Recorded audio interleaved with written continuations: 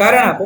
CT નું secondary winding ક્યારે ખુલ્લું રાખવું જોઈએ નહીં, અથવા તો CT નું સેકન્ડરી વાઇન્ડિંગ ખોલતી વખતે શું ધ્યાન રાખવું જોઈએ અથવા તો શું તકેદારી રાખવી જોઈએ. જો આ સવાલ પૂછવામાં આવે તો એનો જવાબ આ રીતે લખાય કે પ્રાઇમરી વાઇન્ડિંગ જે હોય છે કરંટ ટ્રાન્સફોર્મરનું, એ તમારી મેઇન ટ્રાન્સમિશન લાઇનના જે કંડક્ટર જતો છે એની સાથે કનેક્ટેડ હોય છે. હવે એમાં કરંટ જવાના કારણે એક ફ્લક્સ ઉત્પન્ન થાય છે. આ ફ્લક્સ જે છે એ એની અંદરના લીધે જે કરંટ જાય છે તેના લીધે સેકન્ડરી વાઇન્ડિંગમાં લિંક થવાના કારણે EMF ઇન્ડ્યુસ થાય છે. આ EMF જે ઇન્ડ્યુસ થાય છે એના લીધે સેકન્ડરી વાઇન્ડિંગમાં રિલે અથવા તો મીટરિંગ સર્કિટ લાગેલી હોવાના કારણે ક્લોઝ સર્કિટ બનવાના કારણે તેમાંથી કરંટ પસાર થાય છે. આના લીધે એક ફ્લક્સ ઉત્પન્ન થાય છે જે તમારા મેઇન એટલે કે પ્રાઇમરી વાઇન્ડિંગના જે ફ્લક્સ હોય એના કરતાં વિરુદ્ધ દિશામાં આવે છે. પરિણામે આ બંને ફ્લક્સ એકબીજા સાથે બેલેન્સ થાય છે, એટલે કે કોરમાં કોઈ નેટ ફ્લક્સ હોતું નથી. આદર્શ રીતે શૂન્ય હોય અને પ્રેક્ટિકલી જોવા જાય તો બહુ ઓછું ફ્લક્સ એની અંદર જોવા મળે છે. એટલે કે એવું કહી શકાય કે પ્રાઇમરી એમ્પિયર ટર્ન્સ અને સેકન્ડરી એમ્પિયર ટર્ન્સ એકબીજા સાથે બેલેન્સ એટલે કે સંતુલિત સ્થિતિમાં હોય છે. આ પરિસ્થિતિમાં જ્યારે સેકન્ડરી વાઇન્ડિંગ ખોલવામાં આવે ત્યારે સેકન્ડરી વાઇન્ડિંગમાંથી જે પ્રવાહ પસાર થતો તો એ અટકી જશે, કેમ કે સેકન્ડરી વાઇન્ડિંગ ખુલ્લું થવાથી એટલે કે ઓપન થવાથી ત્યાં આગળ કરંટ ફ્લો થઈ શકશે નહીં. એટલે કે હવે પ્રાઇમરી વાઇન્ડિંગના જે એમ્પિયર ટર્ન્સ હતા એ હવે સેકન્ડરી વાઇન્ડિંગના એમ્પિયર ટર્ન્સથી બેલેન્સ થઈ શકશે નહીં. આ નીચેની બે બાબતોની અંદરમાં પરિણામ આવી શકે છે. એક કે જ્યારે આવું થશે ત્યારે મોટા EMF એ સેકન્ડરી વાઇન્ડિંગમાં ઇન્ડ્યુસ થશે, કેમ કે પ્રાઇમરી વાઇન્ડિંગમાં હજી પણ એ હેવી કરંટ જઈ રહ્યો છે. એના લીધે MMF જે હતું એમ્પિયર ટર્ન્સ એ બેલેન્સ થશે નહીં અને એનું EMF સેકન્ડરી વાઇન્ડિંગ પર જશે. હવે જો સેકન્ડરી વાઇન્ડિંગમાં EMF ઇન્ડ્યુસ થયેલું છે ઓપન સર્કિટના કારણે, તો જ્યારે કોઈ ઓપરેટર સેકન્ડરી વાઇન્ડિંગને ઓપરેટ કરવા માટે અડકશે, એના ટર્મિનલને સ્પર્શશે, તો એને ખૂબ જ જીવલેણ જોખમ લાગી શકે એવું મોટું ઇલેક્ટ્રિક શોક લાગશે, જેના કારણે એનો જીવ પણ જઈ શકે છે. હવે આ વધારે પડતા ફ્લક્સના કારણે કોર સેચ્યુરેટ થઈ જાય છે અને એ આગળ જતા પરમનન્ટ મેગ્નેટ એટલે કે કાયમી રૂપે ચુંબકીય થઈ જશે. આના લીધે મેઝરમેન્ટની અંદરમાં ભૂલ થશે. એટલે કે જો સેકન્ડરી વાઇન્ડિંગ જો તમારે ખોલવું જરૂરી જ હોય તો પહેલા તમારે સેકન્ડરી વાઇન્ડિંગને એક જાડા વાયર સાથે લઈને શોર્ટ કરવામાં આવે છે. ત્યાર પછી રિલે અને ઇન્સ્ટ્રુમેન્ટ એટલે કે મેઝરિંગ ઇન્સ્ટ્રુમેન્ટને ડિસ્કનેક્ટ કરવામાં આવે છે. તો આ તકેદારીઓ તમારે લેવી જોઈએ જ્યારે તમે CT નું સેકન્ડરી વાઇન્ડિંગ ઓપન કરવું હોય ત્યારે. અને આ જ કારણોના લીધે CT નું સેકન્ડરી વાઇન્ડિંગ ક્યારેય ઓપન કરવામાં આવતું નથી, એટલે કે ખુલ્લું રાખવું જોઈએ નહીં. પોટેન્શિયલ ટ્રાન્સફોર્મરનો વેક્ટર ડાયાગ્રામ સમજાવો. તો પોટેન્શિયલ ટ્રાન્સફોર્મરનો વેક્ટર ડાયાગ્રામ એ તમારા સ્ટેપ ડાઉન ટ્રાન્સફોર્મર જેવો જ હોય છે. એમાં કોઈ અલગ ફેરફાર હોતા નથી, કારણ કે પોટેન્શિયલ ટ્રાન્સફોર્મરનું કામ છે હાઈ વોલ્ટેજને લો વોલ્ટેજમાં સ્ટેપ ડાઉન કરવાનું. હવે રિલેની જે વોલ્ટેજ કોઇલ હોય છે એ પીટીના સેકન્ડરી વાઇન્ડિંગ સાથે જોડાયેલી છે. માપન એટલે કે મેઝરમેન્ટ ટાઈપની જો પીટી હોય તો એની અંદરમાં વોલ્ટ મીટર અથવા તો વોટ મીટર અને એનર્જી મીટરની પ્રેશર કોઇલ એની સાથે જોડાયેલી હોય છે. પાતળા વાયરના મોટી સંખ્યામાં આટા પ્રાઇમરી વાઇન્ડિંગ સાથે હોય છે અને પ્રમાણમાં ઓછા અને નાની સંખ્યાના વાટા સેકન્ડરી વાઇન્ડિંગ સાથે લગાડેલા હોય છે, જેને લેમિનેટેડ સ્ટેટરના જે સિલિકોન સ્ટીલ હોય છે એના કોર પર વીંટાળવામાં આવે છે. હવે જ્યારે primary winding high voltage supply સાથે જોડાયેલ હોય છે ત્યારે કોરમાં એક ફ્લક્સ ઉત્પન્ન થશે. એના લીધે EMF સેકન્ડરી વાઇન્ડિંગમાં ઇન્ડ્યુસ થશે, કારણ કે ફ્લક્સ તેની સાથે લિંક થાય છે એટલે કે જોડાય છે. આટાની સંખ્યા જોવા જઈએ તો એને ટર્ન્સ રેશિયો કહેવાય. તો KN એટલે કે ટર્ન્સ રેશિયો બરાબર primary turns upon secondary turns એટલે કે NP અપોન NS. VP એ આપણા પ્રાઇમરી વોલ્ટેજ છે જે એપ્લાય કરેલા હોય છે, જે તમારા હાઈ વોલ્ટેજ હોય છે એ, અને VS જે છે એ તમારા સેકન્ડરી આઉટપુટ વોલ્ટેજ જે 110 વોલ્ટ અથવા તો 110/√3 જેટલા વોલ્ટ હોય છે. KV જે છે એ તમારો એકચ્યુઅલ વોલ્ટેજ રેશિયો છે જે પ્રાઇમરી વોલ્ટેજ અપોન સેકન્ડરી વોલ્ટેજથી ગણાય છે. I0 જે છે એ આપણું મેગ્નેટાઇઝિંગ કરંટ છે જે તમારા I મ્યુ અને I E થી બનતો હોય છે, એટલે કે એનર્જાઇઝિંગ કમ્પોનન્ટ અને મેગ્નેટાઇઝિંગ કમ્પોનન્ટ. અહીંયા I મ્યુ ની જગ્યા પર I M લઈએ છીએ. ફાઈ જે છે એ બે વચ્ચેનો એંગલ છે જે પ્રાઇમરી અને રિવર્સ્ડ સેકન્ડરી વોલ્ટેજ વચ્ચેનો ખૂણો છે જે તમે શોધી શકશો અથવા તો બતાવી શકાશે.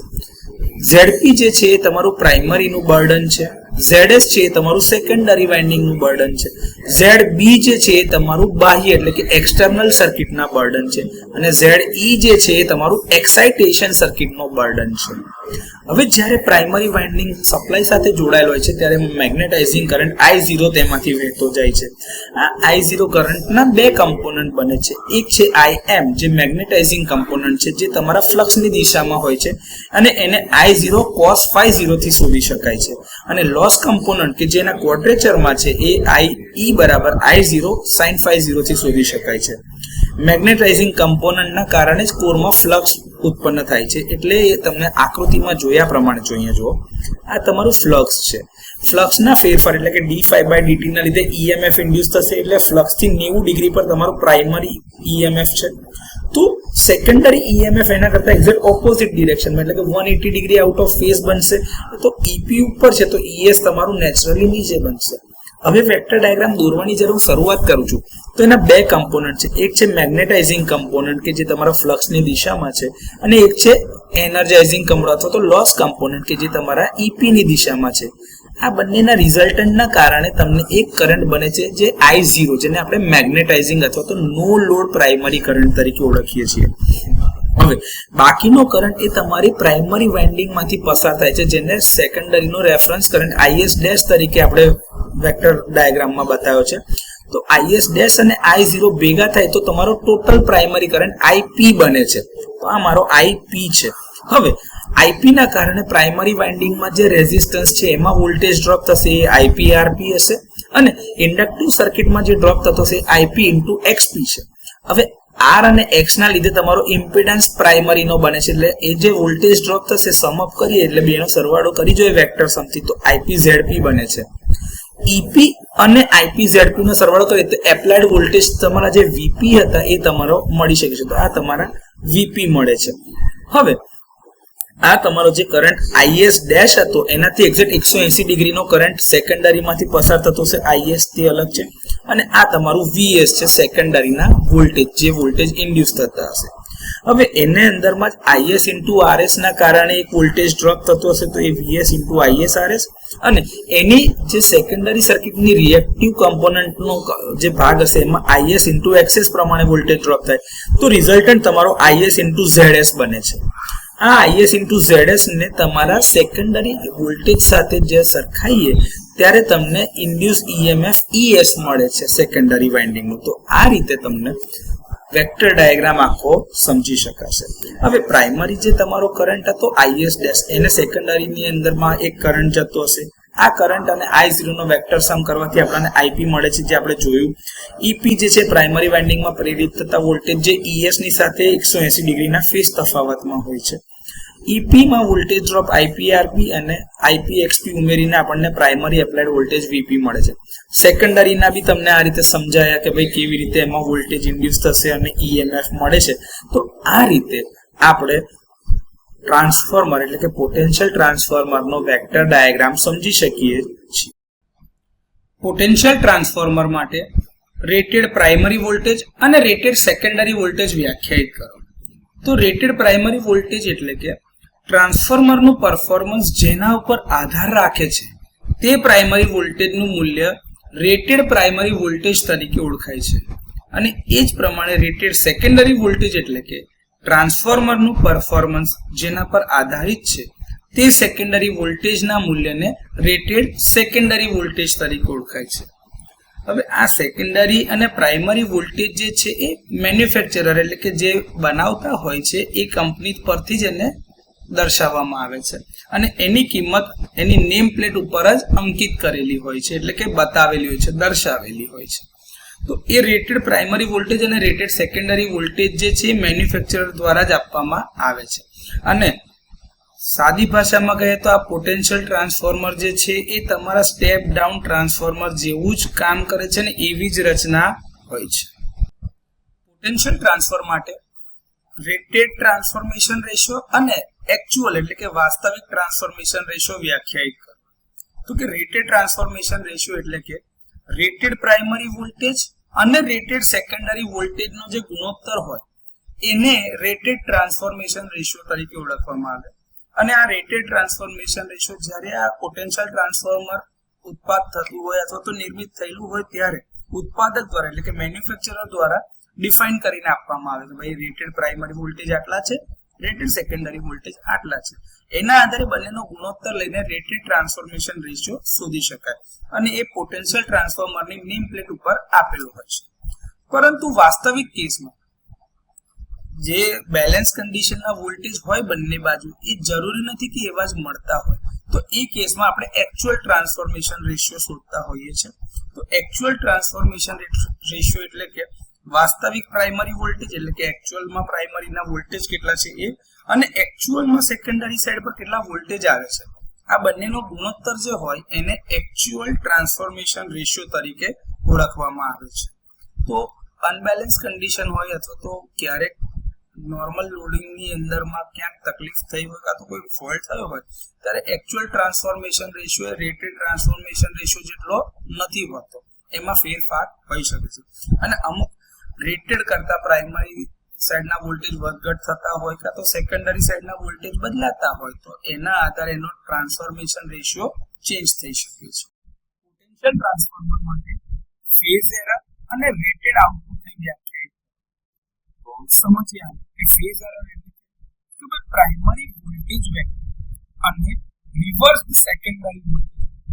જનરલી કેવું હોય છે કે ભાઈ ટ્રાન્સફોર્મરમાં આપણે જોઈએ કે ભાઈ પ્રાઇમરી વોલ્ટેજ વેક્ટર હોય એનાથી 180 ડિગ્રી દૂર એટલે કે ઊંધા દિશામાં સેકન્ડરી વોલ્ટેજ વેક્ટર હોય.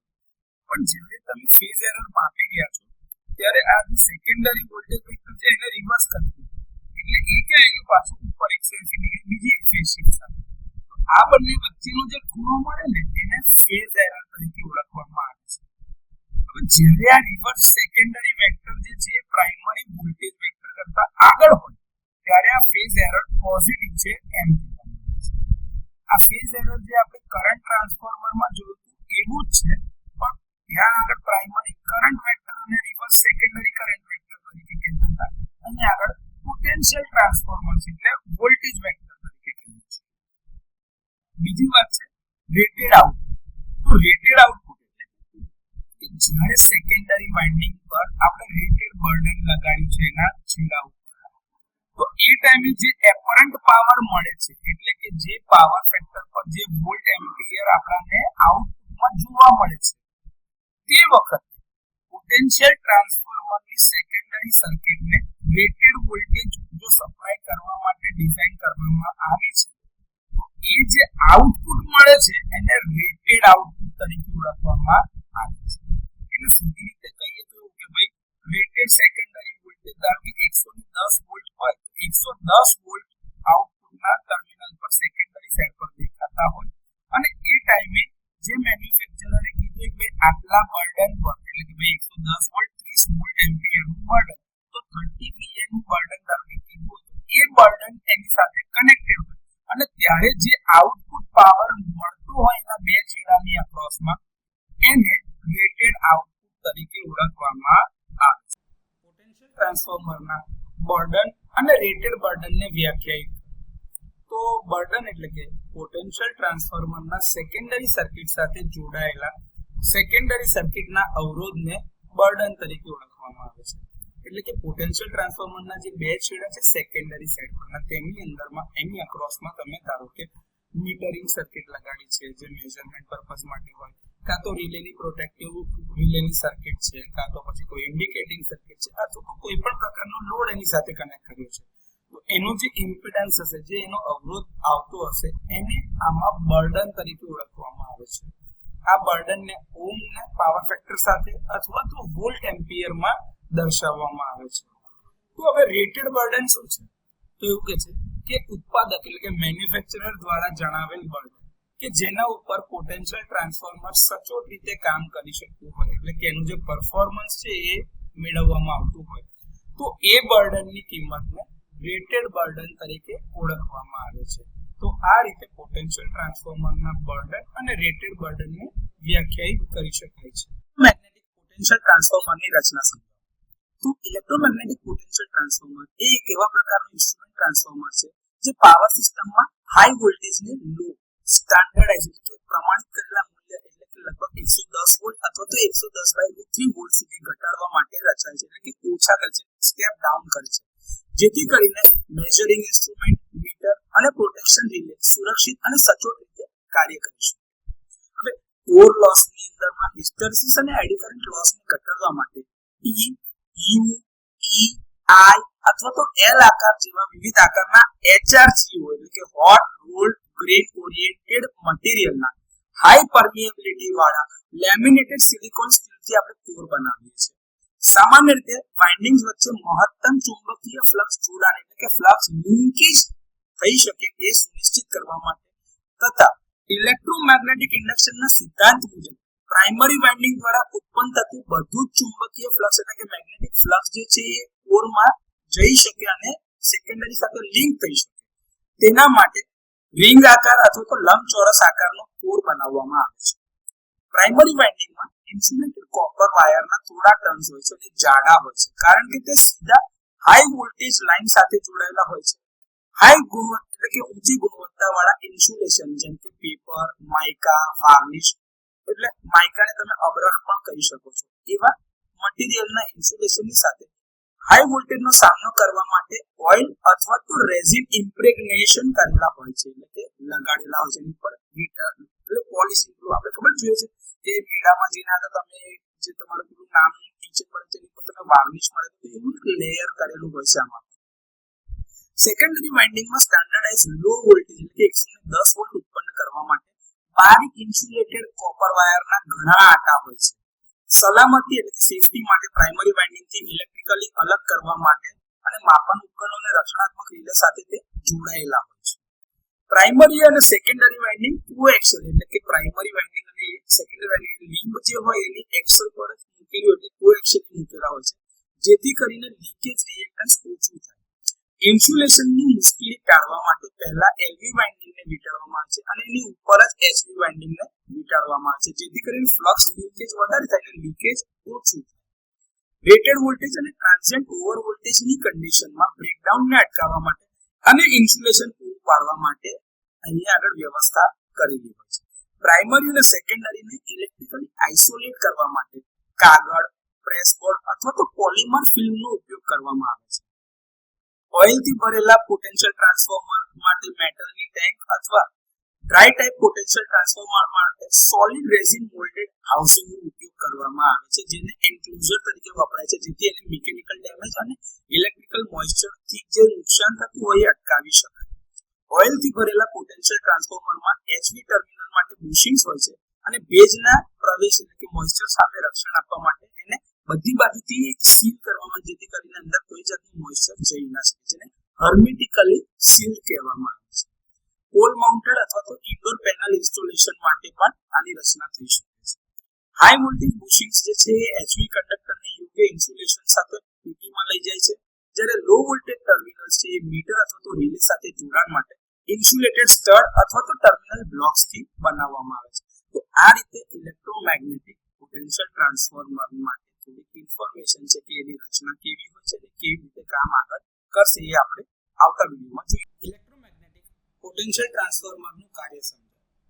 તો કે છે ઇલેક્ટ્રોમેગ્નેટિક પોટેન્શિયલ ટ્રાન્સફોર્મર એટલે કે પીટી એ એક પ્રકારનું ઇન્સ્ટ્રુમેન્ટ ટ્રાન્સફોર્મર છે, જેનો ઉપયોગ પાવર સિસ્ટમમાં હાઈ વોલ્ટેજને મીટર, રિલે અથવા તો કંટ્રોલ ઇક્વિપમેન્ટ માટે માપી શકાય તેવા લો વોલ્ટેજ લેવલ સુધી ઘટાડવા માટે થાય છે. તેનું કાર્ય ફેરાડેના ઇલેક્ટ્રોમેગ્નેટિક ઇન્ડક્શનના સિદ્ધાંત પર કામ કરે છે અથવા તો આધારિત છે. જ્યારે હાઈ વોલ્ટેજ એસી સપ્લાય પ્રાઇમરીને આપવામાં આવે છે ત્યારે એક ઓલ્ટરનેટિંગ કરંટ ફ્લો થાય છે, એટલે કે ફ્લક્સ વહે એટલે કરંટ પસાર થતો હશે, જે લેમિનેટેડ સ્ટીલ કોરમાં ઓલ્ટરનેટિંગ મેગ્નેટિક ફ્લક્સ પેદા કરે છે. આ alternating magnetic flux secondary winding સાથે લિંક થાય છે અને જોડાય છે. તો ફેરાડેના નિયમ અનુસાર એ ફ્લક્સના ફેરફારના દરના પ્રમાણમાં સેકન્ડરી વાઇન્ડિંગમાં EMF પ્રેરિત થાય છે, એટલે કે ઇન્ડ્યુસ થાય છે. લો વોલ્ટેજ ટ્રાન્સફોર્મરમાં પ્રાઇમરી વાઇન્ડિંગ સિંગલ કોઇલ પ્રકારનું હોય છે, પરંતુ હાઈ વોલ્ટેજ ટ્રાન્સફોર્મરમાં વાઇન્ડિંગ કેટલાક કોઇલમાં વિભાજિત થાય છે અને તે શ્રેણીમાં જોડાયેલા હોય છે. આ કોઇલના લેયર વચ્ચેનું ઇન્સ્યુલેશન ઘટાડે છે. વધુ પડતા હાઈ વોલ્ટેજ માટે ઇન્સ્યુલેશનની સમસ્યાઓ મુશ્કેલ બને છે. આ માટે કાસ્કેડેડ કનેક્શનનો ઉપયોગ કરવામાં આવે છે, એટલે કે વોલ્ટેજ એક કરતા વધુ ટ્રાન્સફોર્મરમાં વિભાજિત એટલે કે વહેંચાતા જાય છે. હવે ધારો કે ટ્રાન્સફોર્મરની સંખ્યા n છે અને ટ્રાન્સફોર્મર દીઠ કુલ વોલ્ટેજ ધારો કે n ગણો થાય છે, તો આ ગોઠવણીના કારણે જગ્યા અને જે મટીરીયલ વપરાય છે સામગ્રીની અંદરમાં n વખતમાં જેટલો ઉપયોગ થાય છે એટલો બચત થાય છે અને અસરકારક લીકેજ ઇન્ડક્ટન્સમાં પણ ઘટાડો થશે. આમાં વિવિધ કોર ઉપર રાખવામાં આવેલ કોઇલ એકબીજા સાથે સિરીઝમાં જોડેલી હોય છે. તો સિમ્પલી પોટેન્શિયલ ટ્રાન્સફોર્મર જે છે તમારા સ્ટેપ ડાઉન ટ્રાન્સફોર્મરની જેમ જ કામ કરે છે અને એના માટે જે તમે સ્ટેપ ડાઉન ટ્રાન્સફોર્મરમાં પ્રાઇમરીમાં જે વોલ્ટેજ સપ્લાય આપ્યો છે એના અકોર્ડિંગલી સેકન્ડરીમાં વોલ્ટેજ મળતા હોય છે જે સ્ટેપ ડાઉન એટલે કે ઓછા વોલ્ટેજના હોય છે અને જનરલી પોટેન્શિયલ ટ્રાન્સફોર્મરમાં 110 વોલ્ટ અથવા તો 110/√3 વોલ્ટ જેટલું આઉટપુટ મેળવી શકાય છે. તો આ રીતે ઇલેક્ટ્રોમેગ્નેટિક પોટેન્શિયલ ટ્રાન્સફોર્મરનું કાર્ય તમારા સ્ટેપ ડાઉન જે ટ્રાન્સફોર્મર જે સ્ટાન્ડર્ડ છે એના જેવું જ. કેપેસિટર વોલ્ટેજ ટ્રાન્સફોર્મરની રચના સમજો કે હાઈ ઇન્સ્યુલેશનની જરૂરિયાતના કારણે ઇલેક્ટ્રોમેગ્નેટિક પ્રકારના પોટેન્શિયલ ટ્રાન્સફોર્મર્સ 66 કિલોવોલ્ટ અથવા તો એનાથી વધારે વોલ્ટેજ રેટિંગ ઉપર ખૂબ જ મોંઘા થઈ જાય છે. એટલે capacitor voltage transformer pure electromagnetic transformer જે કહીએ એની વાઇન્ડિંગની ગોઠવણીના બદલે કેપેસિટિવ વોલ્ટેજ ડિવાઇડરનો ઉપયોગ કરે છે. આ જે તેને ખૂબ જ ઊંચા વોલ્ટેજ એટલે કે 132 કેવી 220 કેવી 400 કિલોવોલ્ટ વગેરે જેવા ઊંચા વોલ્ટેજ પર આર્થિક રીતે વ્યાજબી અને વ્યવહારુ બનાવે છે. Capacitive voltage divider high voltage લાઇનને વચગાળાને એટલે કે મધ્યવર્તી મૂલ્ય સુધી સ્ટેપ ડાઉન કરે છે. તેમાં બે શ્રેણીમાં જોડાયેલા કેપેસિટર C1 અને C2 તમે આકૃતિમાં જોઈ શકો છો. આમાં C1 જે છે એ હાઈ વોલ્ટેજ કેપેસિટર છે જ્યારે C2 છે એ લો વોલ્ટેજ કેપેસિટર છે. C1 જે છે હાઈ વોલ્ટેજ લાઇન જે તમારી ઇનપુટ છે ત્યાં અને ઇન્ટરમીડિયેટ ટેપિંગ પોઈન્ટની વચ્ચે જોડેલું છે, જ્યારે C2 જે છે ઇન્ટરમીડિયેટ ટેપિંગ બિંદુથી લઈને ગ્રાઉન્ડની વચ્ચે જોડેલું છે. C1 કેપેસિટન્સમાં C2 કરતાં ઘણું નાનું હોય છે એટલે મોટાભાગનું વોલ્ટેજ ડ્રોપ C1 ની એક્રોસમાં થાય છે. બંને કેપેસિટર્સ પાર્શિયલી અથવા તો એક કમ્પોઝિટ એટલે કે સંયુક્ત રીતે ભેગા હોય એવા ઇન્સ્યુલેટર હાઉસિંગની અંદર ગોઠવવામાં આવે છે, જેની અંદરમાં તમે ઓઇલ અથવા તો ઇમ્પ્રેગ્નેટેડ પેપર અથવા તો SF6 ગેસના લેયર કરેલા હોય છે, જેનો ફક્ત ઉપયોગ ઇન્સ્યુલેશન અને કુલિંગ માટે કરવામાં આવે છે. આ ઇન્ટરમીડિયેટ કેપેસિટિવ ટ્રાન્સફોર્મર જે બને છે તે ડિવાઇડરથી ઇન્ટરમીડિયેટ વોલ્ટેજનું જે પોઈન્ટ બને છે C2 ની સામે વાળું, તો આ C2 ની અક્રોસના જે વોલ્ટેજ આવે છે એ સ્ટાન્ડર્ડ વોલ્ટેજ જે આપણે સેકન્ડરીની અક્રોસમાં ઇન્ડ્યુસ થવા જોઈએ એટલા એટલે કે લગભગ 110 વોલ્ટ અથવા તો 110/√3 જેટલા વોલ્ટેજ RMS કિંમતમાં આપે છે, સ્ટેપ ડાઉન કરે છે. આ પ્રકારનું જે ટ્રાન્સફોર્મર છે એ CVT એટલે કે કેપેસિટર વોલ્ટેજ ટ્રાન્સફોર્મરના બેઝ એટલે કે છેક નીચે હોય છે. ઇલેક્ટ્રોમેગ્નેટિક ટ્રાન્સફોર્મર જેની પ્રાઇમરી C2 સાથે એટલે કે લો વોલ્ટેજ કેપેસિટર સાથે કનેક્ટેડ છે અને સેકન્ડરી જે છે એ ફીડિંગ રિલે અથવા તો મીટર અથવા તો એના કોઈ પણ કમ્યુનિકેશનના સાધન સાથે લાગેલી હોય છે, જેને સામાન્ય રીતે બર્ડન તરીકે ઓળખવામાં આવે છે. હવે લોસને ઘટાડવા માટે આ જે કોર બનાવવામાં આવે છે ટ્રાન્સફોર્મરનો એ સિલિકોન સ્ટીલમાંથી બનાવવામાં આવે છે. એક ટ્યુનિંગ રિએક્ટર લગાડેલું હોય છે જે પ્રાઇમરી વાઇન્ડિંગની સાથે શ્રેણીમાં જોડાયેલ છે, જે પાવર ફ્રીક્વન્સી પર C1 અને C2 ના જે કેપેસિટિવ રિએક્ટન્સ છે એના કારણે જે વોલ્ટેજ ડ્રોપ થાય છે એને સમતોલે એટલે કે બેલેન્સ કરે છે. મહત્તમ વોલ્ટેજ ટ્રાન્સફર એટલે કે વોલ્ટેજ મેક્સિમમ ટ્રાન્સફર થઈ શકે અને ફેઝ શિફ્ટ જે બેની વચ્ચે આવે છે એકદમ ઓછી થાય એટલે કે ન્યૂનતમ થાય એના માટે 50 હર્ટ્ઝ અથવા તો 60 હર્ટ્ઝ પર C1 અને C2 ના ઇક્વિવેલન્ટ કેપેસિટન્સ સાથે રેઝોનન્સ કરવા માટે આ રિએક્ટરને ટ્યુન કરવામાં આવે છે. ડેમ્પિંગ સર્કિટ લગાડેલી હોય છે જેના કારણે ઓસિલેશન્સ ઓછા થાય છે અને ખાસ કરીને સિસ્ટમનું ફોલ્ટ અથવા તો સ્વિચિંગ સર્જ દરમિયાન ટ્રાન્ઝિયન્ટ રિસ્પોન્સમાં સુધારો મળી રહે એના માટે ત્યાં ડેમ્પિંગ સર્કિટ લગાડેલી હોય છે. તો જો આકૃતિમાં જોયા પ્રમાણે આપણી પાસે આપણા પ્રાઇમરી સર્કિટ છે કે જેના વોલ્ટેજ 66 કરતા વધારે એટલે કે 132 કિલોવોલ્ટ 220 કિલોવોલ્ટ અથવા તો 400 કિલોવોલ્ટની આસપાસ થઈ શકે છે. આ C1 જે છે એ તમારું હાઈ વોલ્ટેજ કેપેસિટર છે અને એની સાથે સિરીઝમાં કેપેસિટર C2 લગાડ્યું છે જે તમારું લો વોલ્ટેજ કેપેસિટર છે. આ બંનેને એક ઇન્સ્યુલેટરની અંદર મૂકવામાં આવે છે, એક જ અથવા તો અલગ અલગ રીતે લેયર કરેલા હોય અને ઇન્સ્યુલેશનમાં ઇમ્પ્રેગ્નેટેડ પેપર વાપરો, ઓઇલ વાપરો અથવા તો SF6 ગેસ પણ વાપરી શકો છો. રિએક્ટર જે છે આ બંનેની વચ્ચે લગાડવામાં આવે છે, જેને ટ્યુન કરવામાં આવે છે, જેથી આ બંને દ્વારા જે વોલ્ટેજ ડ્રોપ થાય છે પાવર ફ્રીક્વન્સી પર એને આ બેલેન્સ કરી શકે, જેથી એની અસર ઓછી થાય. આ જે વોલ્ટેજ મળે છે પ્રાઇમરીની અક્રોસમાં, એ C2 ની અક્રોસમાં જેટલા વોલ્ટેજ મળતા હોય એના સમપ્રમાણમાં વોલ્ટેજ મળે છે, અને જે આઉટપુટ વોલ્ટેજ અહીંયા સેકન્ડરીના અક્રોસમાં છે એ સ્ટાન્ડર્ડ વોલ્ટેજ જે 110 વોલ્ટ અથવા તો 110/√3 જેટલા વોલ્ટેજ મળે છે. અને આ બર્ડન એટલે મીટરિંગ સર્કિટ, પ્રોટેક્ટિવ સર્કિટ અને કમ્યુનિકેશનની સર્કિટ જેના અક્રોસમાં સેકન્ડરીમાં લગાડવામાં આવે છે. તો આ રીતે કેપેસિટર વોલ્ટેજ ટ્રાન્સફોર્મરની રચના કરવામાં આવે છે. કેપેસિટર વોલ્ટેજ ટ્રાન્સફોર્મર એટલે કે સીવીટી નું કાર્ય સમજો કે કેવી રીતે કામ કરે છે. તો કે સીવીટી એટલે કે કેપેસિટી વોલ્ટેજ ડિવિઝન જે છે એ વોલ્ટેજ ડિવાઇડર સર્કિટ બનેલ છે કેપેસિટરના ફોર્મથી C1 અને C2 ના આધારે.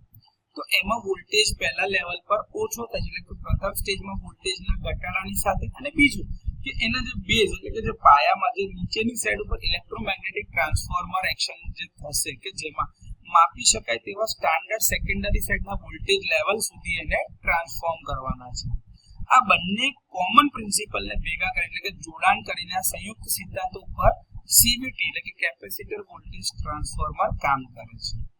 એનો ઉપયોગ મુખ્યત્વે હાઈ વોલ્ટેજના માપન માટે. હવે આ જે હાઈ વોલ્ટેજ છે એ 66 કિલોવોલ્ટ કરતા વધારે એટલે કે 132 kV, 220 કિલોવોલ્ટ અથવા તો 400 કિલોવોલ્ટ કાં તો 765 કિલોવોલ્ટની જે લાઈનો હોય એની અંદર એનો ઉપયોગ વધારે થાય છે ઉચ્ચ વોલ્ટેજ માપન માટે અને સાથે પાવર લાઇન કેરિયર કમ્યુનિકેશન ડિવાઇસમાં.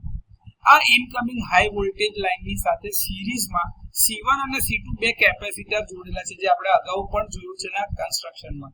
આ C1 જે છે એ તમારું હાઈ વોલ્ટેજ કેપેસિટર છે, C2 એ તમારું લો વોલ્ટેજ કેપેસિટર છે, જેના લીધે તમે કેપેસિટિવ વોલ્ટેજ ડિવાઇડર બનાવો છો. હવે આ જે લાઇનનો કુલ વોલ્ટેજ ડ્રોપ V1 જે છે એ કેપેસિટન્સના વ્યસ્તના ગુણોત્તરના આધારે વિભાજિત કરવામાં આવે છે. તો V2 બરાબર V1 C1 C1 C2 થશે. જ્યારે હવે C1 એટલે કેપેસિટર 1 ની વેલ્યુ બહુ જ ઓછી છે, એટલે મોટાભાગનો વોલ્ટેજ ડ્રોપ C1 ની અક્રોસમાં થશે. તો C2 જે છે એની અક્રોસમાં ખૂબ જ નાનો અથવા તો ઓછો ભાગ દેખાય છે. આ C2 જે છે જે ઇન્ટરમીડિયેટ વોલ્ટેજ જે લેવલ ઓછું થયું, કેમ કે C2 જે છે ઇન્ટરમીડિયેટ પોઈન્ટ થી અર્થ વચ્ચે કનેક્ટેડ છે. તો ત્યાં આગળ જે આ ઓછા વોલ્ટેજ આવ્યા એને આપણે ઇલેક્ટ્રોમેગ્નેટિક ટ્રાન્સફોર્મરના પ્રાઇમરી સર્કિટ અથવા તો વાઇન્ડિંગને આપીએ છીએ, જ્યાં આગળ પ્રાઇમરી વાઇન્ડિંગની સાથે એક સિરીઝમાં ટ્યુનિંગ રિએક્ટર લગાડવામાં આવે છે, એટલે કે એક ઇન્ડક્ટર લગાડેલું હોય છે સિરીઝમાં. આ ટ્યુનિંગ રિએક્ટર એટલે કે ઇન્ડક્ટર જે છે એ પાવર ફ્રીક્વન્સી એટલે કે 50 હર્ટ્ઝ અથવા તો 60 હર્ટ્ઝની સાથે શ્રેણી કેપેસિટન્સ જે તમારું C1 અને C2 નું કોમ્બિનેશન બન્યું હતું એની સાથે રેઝોનન્સ કરવા માટે રચાયેલ છે. એ રીતે એને ટ્યુન કર્યું છે, જેના કારણે મેક્સિમમ વોલ્ટેજ ટ્રાન્સફર થઈ શકે, સાથે ફેઝ એરર ઓછી થાય અને મીટરિંગ અથવા તો પ્રોટેક્શન પર્પઝ માટે એક ચોકસાઈ અથવા તો જે પ્રિસિઝન જોઈએ છે એ મળી રહે, જેથી એક્યુરસી જળવાયેલી રહે. આ ઇન્ટરમીડિયેટ વોલ્ટેજ ટ્રાન્સફોર્મર જે છે એ ઘણા ઓછા કિલોવોલ્ટ થી લઈને માપી શકાય તેવા સેકન્ડરી વોલ્ટેજ એટલે કે 110 વોલ્ટ અથવા તો 110/√3 જેટલા વોલ્ટેજ જે આરએમએસ કિંમતમાં હોય ત્યાં સુધી એને સ્ટેપ ડાઉન કરે છે સેકન્ડરી સાઈડ ઉપર. આ લો વોલ્ટેજ આઉટપુટ પછી જે આ વોલ્ટેજ મળે છે આપણે કોને આપીએ છીએ? કાં તો મીટરિંગ સર્કિટમાં, રિલેઇંગ સર્કિટમાં અથવા તો કમ્યુનિકેશનના સાધનોને આપવામાં આવે છે. ડેમ્પિંગ સર્કિટ જે લગાડવામાં આવે છે એ સ્વિચિંગ ટ્રાન્ઝિયન્ટ વારંવારના ઓન ઓફ કરવાના જે પ્રોબ્લેમ્સ છે એના સ્વિચિંગ ટ્રાન્ઝિયન્ટને શોષી લે છે અને ઓસિલેશનને થતા અટકાવે છે, કેમ કે ડેમ્પર એટલે એક મજબૂત વાઇન્ડિંગ જે છે. ફેરો રેઝોનન્સ સપ્રેશન સર્કિટનો ઉપયોગ ચોક્કસ સ્વિચિંગ અથવા તો ફોલ્ટની પરિસ્થિતિ દરમિયાન કેપેસિટર વોલ્ટેજ ટ્રાન્સફોર્મરને બહુ હાઈ એટલે કે ડેન્જરસ ઓવર વોલ્ટેજથી સુરક્ષિત કરવા માટે થાય છે. વોલ્ટેજ ટ્રાન્સફોર્મેશન ઉપરાંત સીવીટી જે છે એ પીએલસીસી એટલે કે પાવર લાઇન કેરિયર કમ્યુનિકેશન સાથે હાઈ ફ્રીક્વન્સી કમ્યુનિકેશન સિગ્નલ જેમ કે 30 કિલોહર્ટ્ઝ થી લઈને 500 કિલોહર્ટ્ઝ સુધીની રેન્જમાં એને જોડે છે, અને સીવીટી ની અંદર એક કપલિંગ કેપેસિટર રાખેલું છે જે હાઈ ફ્રીક્વન્સી સિગ્નલને પસાર થવા દેશે અને પાવર ફ્રીક્વન્સી એટલે કે લો ફ્રીક્વન્સીના સિગ્નલને શોષી લેશે, એટલે કે પ્રવેશતા અટકાવે છે, જેને રિસ્ટ્રેન કરે છે કે જવા દેશે નહીં. કેપેસિટર વોલ્ટેજ ડિવાઇડર ફક્ત ત્યારે જ સંતોષકારક એટલે સેટિસ્ફેક્ટરીલી કામ કરી શકે જ્યારે એના સેકન્ડરી સાઈડ ઉપર જે ઇમ્પિડન્સ એટલે કે બર્ડન લગાડેલું છે એટલે કે જે મીટરિંગ સર્કિટ છે, કમ્યુનિકેશન સર્કિટ છે કાં તો પ્રોટેક્ટિવ સર્કિટ છે, એના દ્વારા જે કરંટ ખેંચાય છે એનું મૂલ્ય સિરીઝ ડિવાઇડરના કરંટ કરતા ઓછું હોય તો એ માટે ઇન્ડક્ટર L ને પ્રાઇમરી વાઇન્ડિંગ સાથે સિરીઝમાં લગાડવામાં આવે છે, જેને L બરાબર 1/ω² C1 + C2 ની મદદથી શોધી શકાય છે. આ ઓમેગા એટલે તમારી કોણીય આવૃત્તિ જેને એંગ્યુલર ફ્રીક્વન્સી કહેવાય છે, જે 2πf થી ગણી શકાય છે. તો આ રીતે ઇન્ડક્ટરની વેલ્યુ શોધી શકાશે, જેથી કરીને રેઝોનન્સ કરીને મેક્સિમમ વોલ્ટેજ ટ્રાન્સફર કરી શકાશે. Primary winding of electromagnetic transformer available જે બેઝ જે છે તમારા સીવીટી માં ત્યાં જે ટ્રાન્સફોર્મર મૂકેલું છે એની પ્રાઇમરીની અક્રોસમાં એટલા વોલ્ટેજ મળી રહે એવું સુનિશ્ચિત કરવામાં આવે છે. તો આ રીતે કેપેસિટર વોલ્ટેજ ટ્રાન્સફોર્મરનું કાર્ય સમજી શકાય. પોટેન્શિયલ ટ્રાન્સફોર્મરમાં રેશિયો એરર સમજાવો. તો કે પોટેન્શિયલ ટ્રાન્સફોર્મરમાં પણ કરંટ ટ્રાન્સફોર્મરની જેમ જ બે પ્રકારની એરર આવે છે, એક છે રેશિયો એરર અને બીજી છે ફેઝ એરર. તો મુખ્યત્વે પોટેન્શિયલ ટ્રાન્સફોર્મરમાં ટર્ન્સ રેશિયો કેવી રીતે શોધાય? તો કે ભાઈ પ્રાઇમરી આંટાની સંખ્યા અપોન સેકન્ડરી આંટાની સંખ્યા એટલે primary number of turns upon secondary number of turns NP upon NS. ત્યાં P જે છે એ પ્રાઇમરી ટર્ન્સ માટે છે, N એટલે નંબર ઓફ ટર્ન્સ. એવી રીતે MP અપોન NS બરાબર VP અપોન VS થાય. આપણે જાણીએ છીએ ટ્રાન્સફોર્મરનું EMF ઇક્વેશન જે છે આંટા જે છે વોલ્ટેજ જે છે જે ઇન્ડ્યુસ થાય છે એ નંબર ઓફ ટર્ન્સના સમપ્રમાણમાં હોય છે, એટલે NP upon NS VP upon VS થઈ શકે. આનો મતલબ એ થાય છે કે ટર્ન્સ રેશિયો બરાબર વોલ્ટેજ રેશિયો થવો જોઈએ. તો આદર્શ કન્ડિશનની અંદરમાં પોટેન્શિયલ ટ્રાન્સફોર્મરમાં turns ratio equals to voltage ratio થાય જ છે, પરંતુ પ્રેક્ટિકલ એટલે કે વ્યવહારુ કિસ્સામાં એ શક્ય નથી. કેમ? કારણ કે પ્રાઇમરી અને સેકન્ડરી વાઇન્ડિંગમાં ઇમ્પિડન્સના કારણે વોલ્ટેજ ડ્રોપ થશે. હવે ટ્રાન્સફોર્મરની પ્રાઇમરીમાં એની મેગ્નેટાઇઝિંગ સર્કિટ પણ છે, જ્યાં પણ થોડો વોલ્ટેજ ડ્રોપ થાય છે ઇમ્પિડન્સ ડ્રોપ થશે.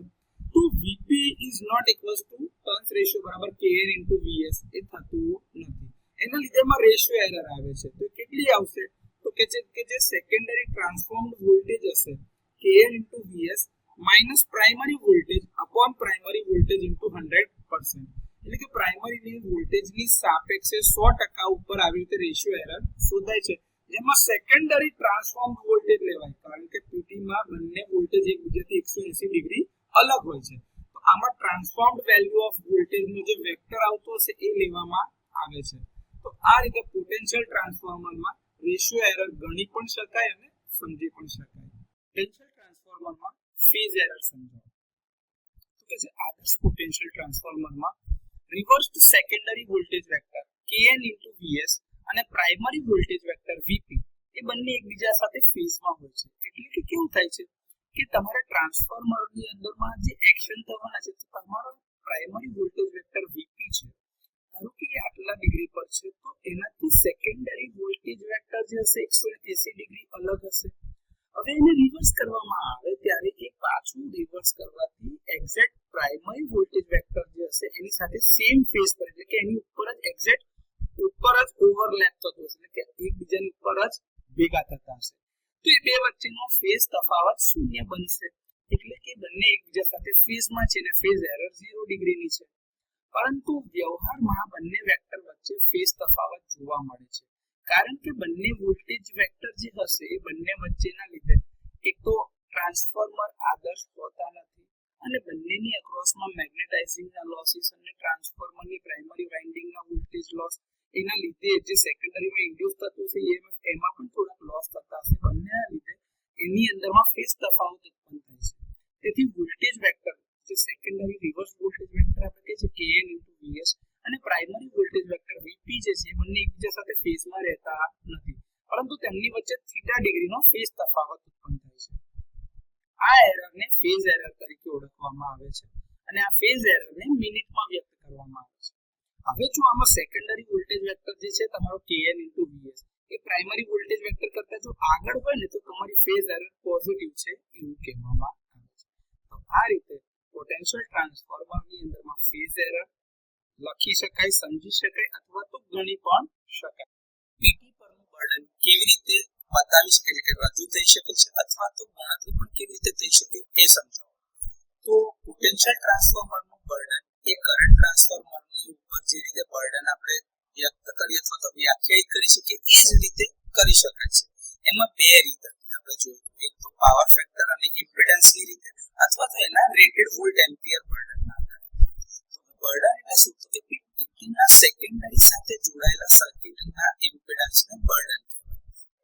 મેન્યુફેક્ચરર દ્વારા જ્યારે બનાવતી વખતે એના રેટેડ બર્ડન લખેલા હોય તો રેટેડ બર્ડન એટલે કેવું કે ભાઈ જ્યારે એટલું બર્ડન લગાડવામાં આવે ત્યારે પીટી તમારી એક્યુરેટલી એટલે કે ફેઝફુલ પોટેન્શિયલ એક હાઈ વોલ્ટેજ થી લો વોલ્ટેજ સાઇડ પર ટ્રાન્સફોર્મ કરી શકે છે. એમાં એક્યુરસીની જળવાઈ રહે છે. પહેલી મેથડ જે હતી એની જો વાત કરવામાં આવે તો ઇમ્પિડન્સ જે હતો એને ઓહ્મમાં અને એના પાવર ફેક્ટરની રીતે એડમિટ સર્કિટમાં ઇમ્પિડન્સ તરીકે આવી રીતે વ્યક્ત કરતા હતા આપણે પોટેન્શિયલ ટ્રાન્સફોર્મરમાં પણ. હવે બીજી મેથડમાં એવું છે કે રેટેડ સેકન્ડરી વોલ્ટેજ ઉપર એના વોલ્ટ એમ્પિયર એટલે કે એપરન્ટ પાવર કેટલો એ ખાય છે એટલે કે કેટલો વાપરે છે એને આધારે એને વ્યક્ત કરવામાં આવે છે. તો આ એપરન્ટ પાવર વોલ્ટ એમ્પિયરમાં છે અને આમાં જે સીટીમાં કરંટ હતો સેકન્ડરી સાઈડ એની જગ્યા પર પોટેન્શિયલ ટ્રાન્સફોર્મરમાં વોલ્ટેજ લેવામાં આવે છે. ZB એટલે કે બાહ્ય સર્કિટનું ઇમ્પિડન્સ, એક્સટર્નલ સર્કિટનું જે ઇમ્પિડન્સ છે એની કિંમત છે. VS એ એના સેકન્ડરી રેટેડ વોલ્ટેજ છે જે 110 અથવા તો 110/3 જેટલા વોલ્ટેજ હોય છે જનરલી. P એ તમારું વોલ્ટ એમ્પિયર બર્ડન છે જે રેટેડ બર્ડન આપવામાં આવે છે તેની વાત છે. cos phi છે એ બર્ડન પરનો પાવર ફેક્ટર છે. જો હવે આટલી કિંમત આપણી પાસે હોય તો ZB એટલે કે એક્સટર્નલ બર્ડન કેટલું છે એ ગણવા માટે VA2/P કરી નાખીએ તો એની કિંમત મળી જશે. RB ના છેદમાં ZB એટલે કે RB અને ZB નો રેશિયો લેવામાં આવે તો તમને cos phi મળે છે પાવર ફેક્ટર. cos phi આપણી પાસે છે, ZB આપણે કેલ્ક્યુલેટ કરતો એનાથી એનું રેઝિસ્ટન્સ કેલ્ક્યુલેટ થઈ શકે છે અને XB બરાબર ZB sin phi થઈ શકે છે. તો RB અને XB તમે કેલ્ક્યુલેટ કરો તો એના આધારે ક્રોસ વેરીફાઈ કરીને ZB ની કિંમત શોધી શકાશે. તો આ રીતે એક મેથડ છે કે જેની અંદરમાં તમે ઇમ્પિડન્સ અને પાવર ફેક્ટરની મદદથી પીટી પરનું બર્ડન ગણી શકો છો. બીજી મેથડમાં ગણવાની જરૂર નથી કારણ કે એની અંદરમાં રેટેડ વોલ્ટ એમ્પિયર આપેલા છે તમને. તો આ રીતે કોઈ પણ બે રીતે તમે પીટી પરનું બર્ડન વ્યાખ્યાયિત કરી શકો છો. થોડા મુદ્દા છે કે જે પીટી પરના બર્ડનના માટે જરૂરી હોય તો એ જાણી લઈએ. તો પીટી પરનું જે બર્ડન છે એ બાહ્ય સર્કિટ અને પાયલોટ વાયરને કારણે એના પર લાગતા બર્ડનનો આપણે સમાવેશ કર્યો છે. હવે જ્યારે ફક્ત બર્ડન ઓહ્મમાં દર્શાવેલું હોય છે અને એક કરતાં વધારે કમ્પોનન્ટ એની સાથે જો લગાડેલા હોય તો દરેક વ્યક્તિગત એડમિટન્સની વેલ્યુનો આપણે સરવાળો કરીએ છીએ. એડમિટન્સ એટલે ઇમ્પિડન્સનો વ્યસ્ત કરીએ છીએ અને રેટેડ વોલ્ટેજના સ્ક્વેર સાથે એને ગુણી લઈએ છીએ. જે અહીંયા આગળ તમારું જે વ્યસ્ત થાય એની જગ્યા પર મેં શું કરી નાખ્યું? y કરી નાખ્યું એટલે YB * VA2 કરી નાખ્યું. તો મને આ રીતે ત્યાં આગળનો ઇમ્પિડન્સ મળી જશે એટલે કે કેટલો પાવરનો વ્યય થાય છે VA રેટિંગમાં મળે તો બર્ડન ગણી શકાય છે. એ જ રીતે જો ઇન્ડિવિજ્યુઅલ બર્ડન જે તમારું VA માં દર્શાવેલું હોય તો એના બેઝ VA નો આપણે ઉપયોગ કરીને બધા બર્ડનના મૂલ્ય એક સરખી એક સમાન રીતે વ્યાખ્યાયિત કરી શકે એવા એક આધાર ઉપર એને વ્યક્ત કરવામાં આવે છે, રૂપાંતરિત કરવામાં આવે છે અને પછી બધા બર્ડનનો સરવાળો થાય તો ટોટલ બર્ડન આ રીતે વ્યાખ્યાયિત કરી શકાય. હવે જ્યારે બાહ્ય સર્કિટના કોઇલમાં ટેપિંગ લીધેલા હોય ત્યારે બર્ડનના મૂલ્યો બદલાઈ શકે છે કે ભાઈ કયા ટેપિંગ ઉપર આપણે વાત કરીએ. એ કિસ્સામાં બર્ડનની ગણતરી માટે મેક્સિમમમાં મેક્સિમમ જે બી મૂલ્ય મળતું હોય એટલે વધારેમાં વધારે જે કિંમત મળતી હોય બર્ડનની તેને ધ્યાનમાં લેવામાં આવે છે. તો આ રીતે પોટેન્શિયલ ટ્રાન્સફોર્મરનું બર્ડન વ્યક્ત કરી શકાય અથવા તો ગણતરી કરી શકાય છે. પોટેન્શિયલ ટ્રાન્સફોર્મરના જોડાણના પ્રકારો જણાવો. પોટેન્શિયલ ટ્રાન્સફોર્મર સામાન્ય રીતે સ્ટાર સ્ટાર કનેક્શનમાં, ઓપન ડેલ્ટા VV કનેક્શનમાં લગાડેલા હોય છે અથવા તો ઓપન ડેલ્ટા કનેક્શન એટલે કે રેસિડ્યુઅલ કનેક્શનમાં લગાડેલા હોય છે. પોટેન્શિયલ ટ્રાન્સફોર્મરના સ્ટાર સ્ટાર કનેક્શનને સમજાવો. તો આમાં પ્રાઇમરી વાઇન્ડિંગમાં સ્ટાર જોડાયેલું, સ્ટાર કનેક્શન એટલે કે સ્ટાર મેનરમાં એને જોડેલું છે અને સેકન્ડરી વાઇન્ડિંગને પણ સ્ટાર કનેક્શનમાં જોડેલી છે. જો તમે આકૃતિમાં જોઈતા હોય તો આ તમારો R, Y અને B એટલે જે તમારો 3 ફેઝ સપ્લાય ઇનકમિંગ છે પ્રાઇમરી લાઇનનો A છે એના અક્રોસમાંથી તમે PT ના વાઇન્ડિંગ કાઢેલા છે A2, B2 અને C2 જે R, Y અને B ફેઝ માટે છે અને એનું બીજા જે છેડા છે R1, 2, 3 એટલે R, Y અને B ફેઝ એ ત્રણને કોમન કરીને એને ન્યુટ્રલ કરીને અર્થ કરેલા છે કે ન્યુટ્રલ કનેક્શનને અર્થ કરી દીધું છે. તો આ રીતે તમારું આ પ્રાઇમરી સર્કિટ છે.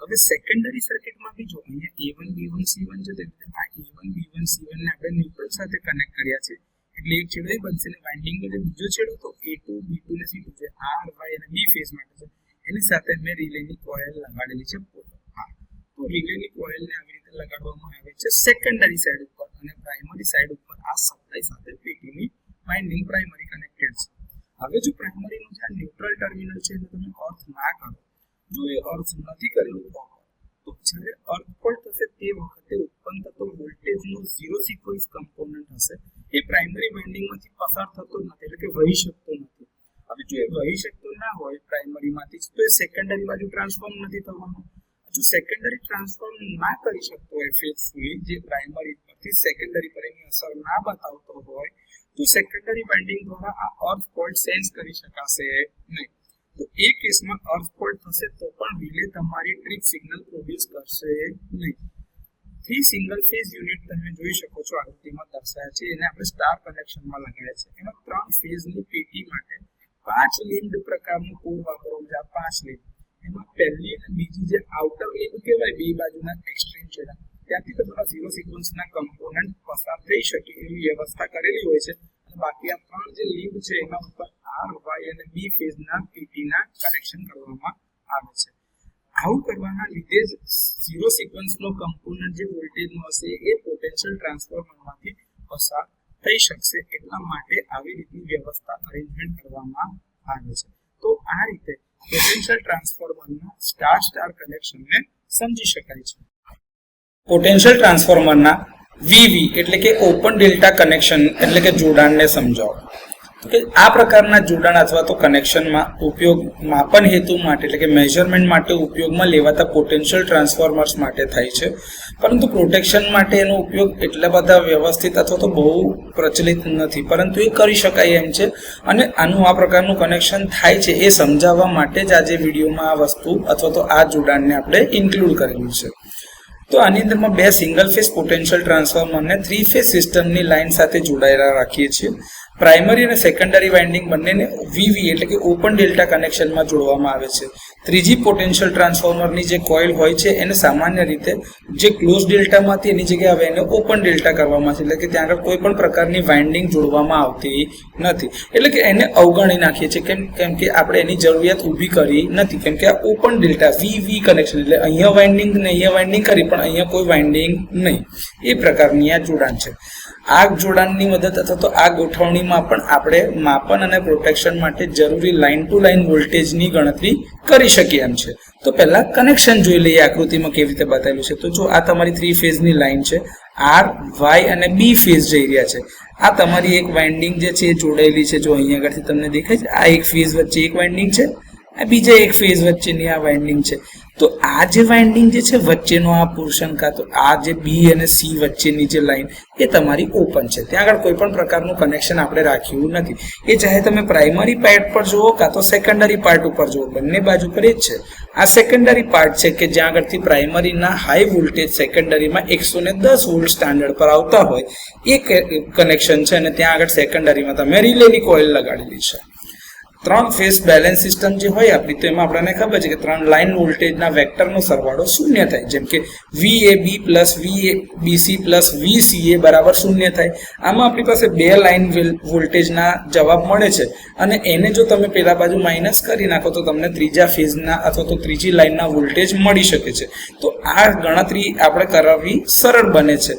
તો કોઈ પણ 2 કનેક્શનથી અથવા તો કોઈ પણ 2 લાઇન વોલ્ટેજની મદદથી ત્રીજા લાઇન વોલ્ટેજ આ રીતે વેક્ટર સંબંધની મદદ અથવા તો વેક્ટર રિલેશનની મદદથી શોધી શકાય છે હવે ફક્ત જ્યારે 2 પોટેન્શિયલ ટ્રાન્સફોર્મર જ આપણી પાસે ઉપલબ્ધ હોય તે વખતે તેનો ઉપયોગ જ્યારે થતો હોય તો એનાથી ફાયદો એ છે કે તમારે ખર્ચો જે છે એ ઘટી જશે અને એના માટે જે જગ્યા રોકાતી હતી એ જગ્યા પણ બચી જશે એટલે કે કોમ્પેક્ટ સબસ્ટેશન ડિઝાઇન કરવું હશે ત્યારે આ એક મુદ્દો ધ્યાન પર લેવામાં આવે છે જ્યારે અર્થ ફોલ્ટ થાય છે ત્યારે ઝીરો સિક્વન્સના કમ્પોનન્ટ માટેનો અહીંયા આગળ કોઈ પણ પ્રકારનો માર્ગ દેખાતો નથી એટલે કે કોઈ પણ રીતે પસાર થઈ શકતો નથી અને સેકન્ડરી પર એ ફિટ થઈ શકતું નથી ખાસ કરીને અનબેલેન્સ લોડ અથવા તો અનબેલેન્સ ફોલ્ટ અથવા તો અસિમેટ્રિકલ ફોલ્ટના કિસ્સામાં ક્લોઝ ડેલ્ટા કનેક્શન જેટલું આ સચોટ કનેક્શન નથી દરેક પીટી પરના બર્ડનની જો વાત કરવામાં આવે તો જે ક્લોઝ ડેલ્ટામાં બનતું હતું 3 જણ પર વેચાતું હતું એની જગ્યાએ હવે આ 2 જણ પર જ વેચાય છે, તો એનું જે બર્ડન હશે એ આની સાપેક્ષમાં વધારે છે, એટલે કે ક્લોઝ ડેલ્ટાની સાપેક્ષે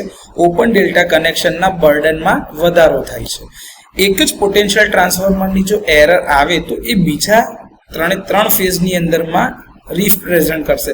ધારો કે અહીંયા આગળ તમે જુઓ તો એક ફેઝ તમારો આ છે, આની અંદર જો એરર આવી તો એની અસર આ બીજા જે ફેઝમાં તમે કનેક્શન નથી કર્યું તેના ઉપર પણ એ રિપ્રેઝન્ટ થશે, એટલે કે એની અસર બીજા ફેઝ પર પણ દેખાય છે. તો આ એક અગત્યનો મુદ્દો છે જે જાણવા જેવો હતો. તો પોટેન્શિયલ ટ્રાન્સફોર્મરના વીવી કનેક્શન એટલે કે ઓપન ડેલ્ટા કનેક્શનને આ રીતે સમજી શકાય, અને જે થોડાક અમુક એના માટેના જે જરૂરી મુદ્દા લખ્યા છે કે જેમાં ફાયદા બી હોઈ શકે અને ગેરફાયદા બી હોઈ શકે, એ બધાની વાત પણ આપણે ડિટેલમાં સમજીએ. પોટેન્શિયલ ટ્રાન્સફોર્મરના સ્ટાર ઓપન ડેલ્ટા એટલે કે રેસિડ્યુઅલ કનેક્શનને સમજાવો. તો કે આ પ્રકારના કનેક્શનમાં જે તમારી પ્રાઇમરી વાઇન્ડિંગ હોય છે એ સ્ટાર કનેક્શનમાં જોડાયેલો હોય છે અને એનું ન્યુટ્રલ પોઈન્ટ જે છે સોલિડલી અર્થ કરેલું હોય છે, જે તમને આકૃતિમાં જોઈ શકાય છે. આર, વાય અને બી જે તમારા 3 ફેઝ છે એની સાથે તમારા 3 ફેઝના પોટેન્શિયલ ટ્રાન્સફોર્મર એટલે કે કાં તો 3 ફેઝ લઈ લો કાં તો 3 સિંગલ ફેઝના પીટી આવી રીતે કનેક્ટેડ છે, જેના એક છેડા લાઇન સાથે કનેક્ટેડ છે અને કોમન એક છેડાને સોલિડલી અર્થ કરવામાં આવે છે. જ્યારે સેકન્ડરી વાઇન્ડિંગ જે છે સિરીઝમાં એકબીજા સાથે જોડાયેલા છે અને રિલેની કોઇલ સાથે જોડવામાં આવે છે અને કોમન પોઈન્ટને ત્યાંથી અર્થ કરવામાં આવે છે. તો આ રીતે તમારું અર્થ પોઈન્ટ પણ આપવામાં આવે છે, એટલે એને સ્ટાર ઓપન ડેલ્ટા પ્રકારનું કનેક્શન કહે છે, જેમાં એક એમનો છેડો જે છે એ તમારા રિલેની કોઇલ સાથે કનેક્ટેડ છે. આ પ્રકારના રિલેનો ઉપયોગ પ્રોટેક્શન પર્પઝ માટે થાય છે, જેમાં અર્થ ફોલ્ટ મુખ્યત્વે જોઈ શકાય છે. તો ઓવર કરંટ અને અર્થ ફોલ્ટ પ્રોટેક્શનની સાથે સાથે restricted earth fault protection, directional earth fault protection, distance earth fault protection અને earth fault over current alarm relay તરીકે પણ એનો ઉપયોગ કરી શકાય છે. તો આ રીતે સ્ટાર ઓપન ડેલ્ટા પ્રકારનું કનેક્શન પોટેન્શિયલ ટ્રાન્સફોર્મર માટે સમજી શકાય છે. કરંટ ટ્રાન્સફોર્મર અને પોટેન્શિયલ ટ્રાન્સફોર્મર વચ્ચેનો તફાવત સમજાવો. તો અત્યાર સુધી આપણે કરંટ ટ્રાન્સફોર્મર અને પોટેન્શિયલ ટ્રાન્સફોર્મર બંને વિશે વાતચીત કરી, બંનેના ઉપયોગો જાણ્યા, બંનેના કન્સ્ટ્રક્શન વિશે સમજ્યા. તો હવે બે વચ્ચે શું તફાવત છે એ જાણી લઈએ. તો કે એનો મુખ્ય હેતુ શું છે? તો પેલું કરંટ ટ્રાન્સફોર્મર છે એ હાઈ કરંટને સુરક્ષિત માપી શકાય તેવા મૂલ્ય એટલે કે 1 અથવા તો 5 એમ્પિયર સુધી સ્ટેપ ડાઉન કરે છે. એ રીતે પોટેન્શિયલ ટ્રાન્સફોર્મર જે છે હાઈ વોલ્ટેજને સુરક્ષિત માપી શકાય તેવા મૂલ્ય સુધી એટલે કે 110 વોલ્ટ અથવા તો 110/√3 વોલ્ટ સુધી સ્ટેપ ડાઉન કરે છે. પ્રાઇમરી કનેક્શનની વાત કરીએ તો પ્રાઇમરી જે સિટીમાં છે એ પાવર સર્કિટ સાથે સિરીઝમાં જોડાયેલી હોય છે, તેથી જેટલો કરંટ પાવર સર્કિટમાં જાય છે એ બધો જ કરંટ સિટીની પ્રાઇમરીમાંથી પણ પસાર થાય છે. પ્રાઇમરી પાવર સર્કિટની સાથે સમાંતરમાં જોડાયેલ હોવાથી પોટેન્શિયલ ટ્રાન્સફોર્મરમાં જેટલા વોલ્ટેજ તમારા પ્રાઇમરીના હોય છે એ બધા વોલ્ટેજ એના અક્રોસમાં જોવા મળે છે. સેકન્ડરી કનેક્શનની અંદરમાં તો કે રેશિયો પ્રમાણે પ્રમાણસર કરંટ માપવાના સાધનોને રિલેને આપવામાં આવે છે અને આ કરંટ 1 એમ્પિયર અથવા તો 5 એમ્પિયર હોય. એ જ રીતે પોટેન્શિયલ ટ્રાન્સફોર્મરના કિસ્સામાં જે સેકન્ડરી છે એ 110 વોલ્ટ અથવા તો 110/√3 જેટલા વોલ્ટેજ જે છે એ મેઝરિંગ ઇન્સ્ટ્રુમેન્ટ અને રિલેને આપવામાં આવે છે. પ્રાઇમરી વાઇન્ડિંગની અંદરમાં સિટીમાં 1 જ ટન અથવા તો બહુ જાડા વાયરો જે હોય છે એના થોડાક આંટા હોય છે, એટલે કે થોડાક ટન હોય છે. જનરલ કેસની અંદરમાં મોટે ભાગે બસ બાર જ હોય છે, જે 1 આંટા તરીકે ગણાતું હોય છે પ્રાઇમરીની સિટી તરીકે. એ જ રીતે પોટેન્શિયલ ટ્રાન્સફોર્મરની અંદરમાં પાતળા વાયરના ઘણા ટર્ન્સ હોય છે.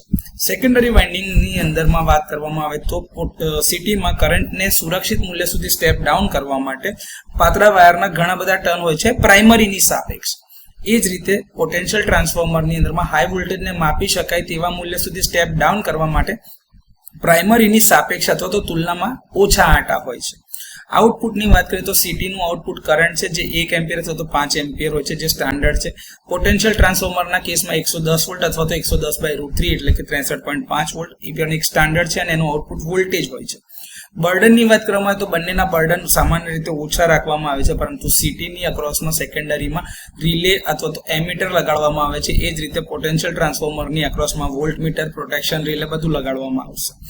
એક્યુરેસી ક્લાસ જોવામાં આવે તો સિટીના એક્યુરેસી ક્લાસ 0.1, 0.2, 0.5 અને પ્રોટેક્શન ક્લાસની સિટી હોય તો 5P, 10P વગેરે લગાડેલા છે, જે એક્યુરેસી લિમિટિંગ ફેક્ટર તરીકે ALF તરીકે પ્રોટેક્શનનો ફેક્ટર મૂકવામાં આવે છે, જેથી કરીને સિટી સેચ્યુરેટ ન થાય. પોટેન્શિયલ ટ્રાન્સફોર્મરની અંદરમાં 0.1, 0.2 અથવા તો 0.5 જેટલા ઓછા એક્યુરેસી ક્લાસ લગાડેલા હોય છે, જેથી કરીને આઉટપુટમાં એરર ઓછી થઈ શકે. ઇન્સ્યુલેશનની આવશ્યકતાની વાત કરીએ તો સિટીની અંદરમાં ખૂબ જ ઓછા ઇન્સ્યુલેશનની જરૂર પડશે, કારણ કે પ્રાઇમરીની અંદરમાં ફક્ત એક જ આંટો છે અને સિસ્ટમ વોલ્ટેજ સાથે કનેક્ટેડ છે, તો એના ઇન્સ્યુલેશન એટલા લેવલ સુધીનું જોઈશે. જ્યારે પીટીના કેસમાં હાઈ ઇન્સ્યુલેશનની જરૂર પડશે, કારણ કે સીધા હાઈ વોલ્ટેજ સાથે એ જોડાયેલું છે. સેકન્ડરી જો ખુલ્લું હોય તો એ કેસમાં સિટીનું ઓપરેશન બહુ ડેન્જરસ એટલે કે ખતરનાક થઈ શકે છે, જેમાં જો સિટી સેકન્ડરી ખુલ્લી હોય તો તેની અંદરમાં સેકન્ડરીમાં હાઈ વોલ્ટેજ પ્રેરિત થશે અને એના કારણે ઇન્સ્યુલેશનને નુકસાન પહોંચાડી શકે છે, અથવા તો જો કોઈ ઓપરેટર એને અડકે તો એને જાનહાનિ પણ થઈ શકે છે, એટલે જોખમી પુરવાર થાય છે. જ્યારે પીટીના કેસમાં સેકન્ડરી જો ખુલ્લું હોય તો ખતરનાક નથી, પરંતુ કોઈ પણ મીટર પર રીડિંગ જોવા મળશે નહીં, કારણ કે સર્કિટ પૂર્ણ થશે નહીં. એપ્લિકેશનની વાત કરીએ તો સિટી જે છે એ કરંટના માપન માટે અથવા તો પ્રોટેક્શન કેસમાં, જેમ કે ઓવર કરંટ કે અંડર કરંટ પ્રોટેક્શન તમે વાત કરો, ડિફરન્શિયલ પ્રોટેક્શન વાત કરો, કરંટ રિલેટેડ જેટલા પણ પ્રોટેક્શન આપવામાં આવે છે બધાની અંદરમાં પાવર રિલેટેડના પ્રોટેક્શનમાં પણ સિટીના ઇનપુટની જરૂરિયાત રહેશે. એ જ કેસમાં પોટેન્શિયલ ટ્રાન્સફોર્મરની વાત કરીએ તો વોલ્ટેજના માપન, વોલ્ટેજના પ્રોટેક્શન માટે ઓવર વોલ્ટેજ, અંડર વોલ્ટેજના પ્રોટેક્શન સાથે સાથે ડિસ્ટન્સ પ્રોટેક્શનમાં અને પાવર રિલેટેડના જે બી પ્રોટેક્શન હશે એમાં પણ પીટીના ઇનપુટની જરૂરિયાત રહેશે. તો સીટી અને પીટી વચ્ચેના મુખ્ય તફાવત આ રીતે સમજી શકાય.